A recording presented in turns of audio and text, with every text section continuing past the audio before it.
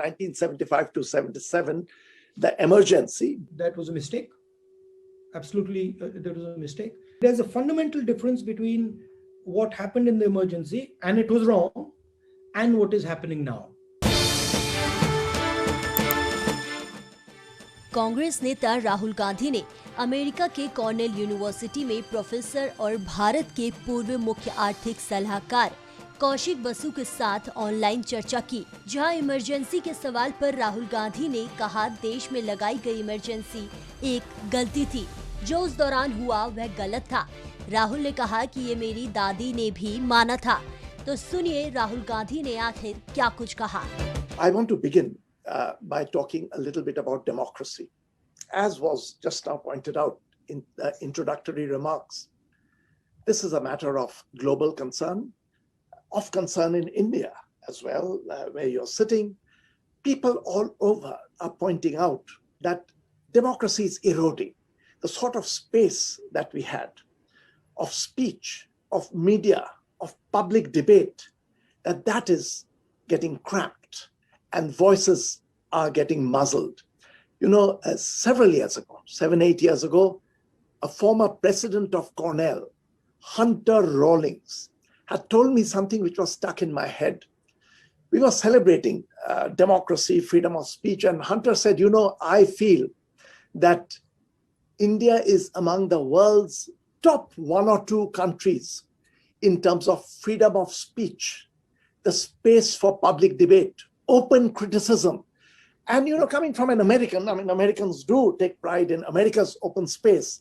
To say that India is right at the top made me feel very good. And that was not just me. We all used to celebrate the space. Given this concern, I would like to start by bringing you in. Is this of concern to you? You are there on the ground, that voice is being muzzled, public debate. And in the end, muzzling debate has a fallout on the economy, on how the country is doing in general. We will come back to the economy. I'm an economist. I will push you a bit into that later on. But on democracy, I want your words. What's happening? Is there hope? How do you feel about the situation in India? I mean, of course, there's hope. But it's much deeper than muzzling debate. Muzzling debate is a symptom, it's one element of it. Modern democracies function because there is an institutional balance in a country. Institutions that are independent, that operate independently. That independence is being attacked in India. So there is one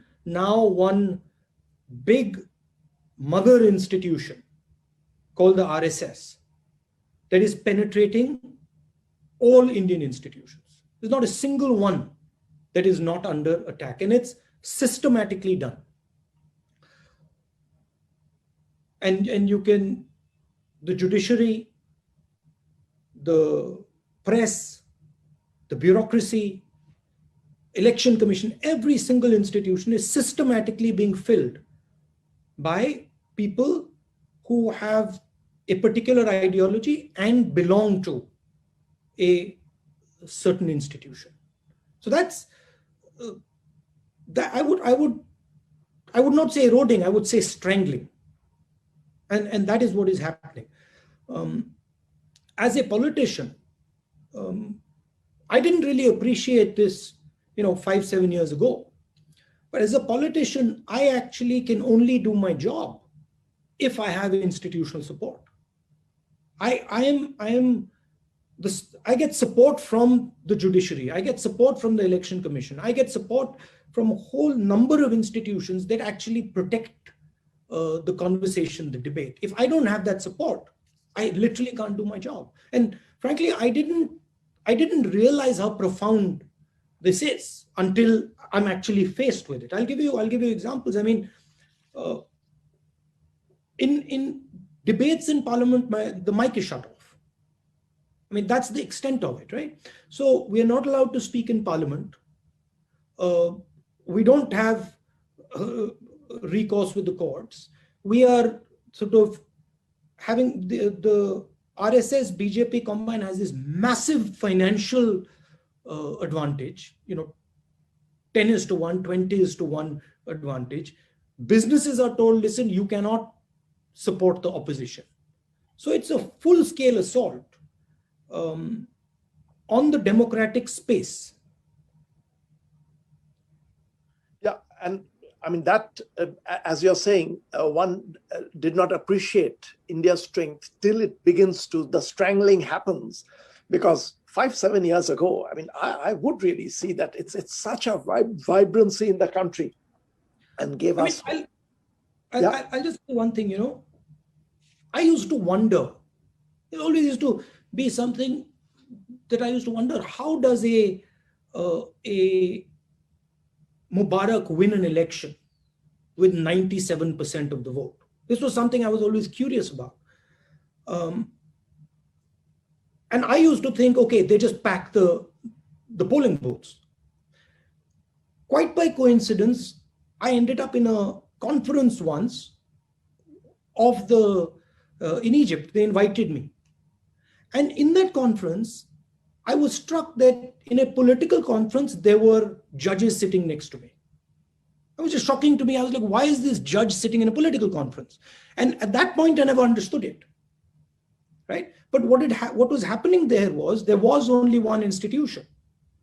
And all other institutions were just pretend institutions captured by that one institution. And that is what we are facing today in India. There is only one institution. I mean, today, members of parliament came from Manipur. And they said, look, we have a governor there, and she just doesn't do her job. She doesn't think she's a constitutional post. She thinks she's a ideological political post. And, there's nothing we can do. We just go there and then we come back. Pondicherry, the government went. The lady who was put in charge over there, completely subverting the democratic process openly, not allowing bills to pass, not allowing stuff to move, simply because she belongs to the RSS. So that's the attack. Yeah. I mean, if this continues, I mean, it's the loss to India. I mean, India, actually, pride is not a good thing, but this was one dimension in which we felt proud about India. And it will be sad to see if this goes. Rahul, let me bring in one critical comment about the Congress party. People very often say that there isn't enough internal democracy in there. And I do understand that actually democracy is important at a national level. That is what we want. But since the question does arise about internal democracy, I want you to say what your thoughts are. Is that a fair criticism? Is it difficult? Go ahead. You're speaking to the person who has been pushing this stuff in the Congress party for a decade. I'm the person who pushed elections in the youth organizations, pushed elections in the student organizations, got serious beating in the press for that. I was literally crucified for doing elections, right? I was attacked by my own party people. So I'm the first person that says, look, democratic elections within parties, absolutely critical. But I got a question for you. It's interesting to me that this question is not asked about any other party. Nobody asked the question, why is there no internal democracy in the BJP? No one asked the question, why is there no internal democracy in the BSP? Nobody asked the question, why is there no democracy in the Samajwadi Party? But they asked the question about the Congress. There's a reason. We're an ideological formation. We're an ideological party, and our ideology is the ideology of the Constitution. It is the ideology of equality. So yes, it is. I think it is more important for us to be democratic. And okay, if others are not, well, that's fine. But for us, as the institution that fought for independence, that gave India the Constitution, I think it is critical that we are democratic and have democratic processes. I mean, I'm greatly appreciative of the democratic roots that have been built in the country. There was one blot on it. I don't know how you feel about that, 1975 to 77, the emergency. But that was 2 years. It's gone.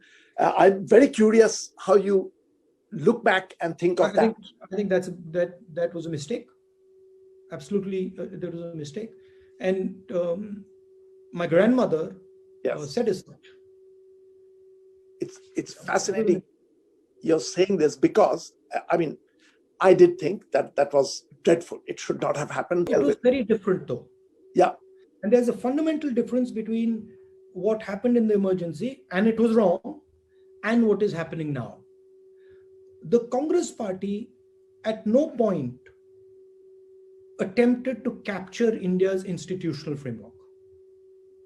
And frankly, the Congress party doesn't even have that capability. Our design doesn't allow us that. Even if we want to do it, we can't do it. The RSS is doing something fundamentally different. They're actually filling the institutions with their people. So look, even if we defeat the BJP in an election, we are not going to get rid of their people in the institutional structure. Our chief minister of Madhya Pradesh, just before he was overthrown, had a conversation with me. He says, listen, my senior bureaucrats won't listen. They're RSS people. I tell them to do something, they don't do it. So it's fundamentally different what's going on.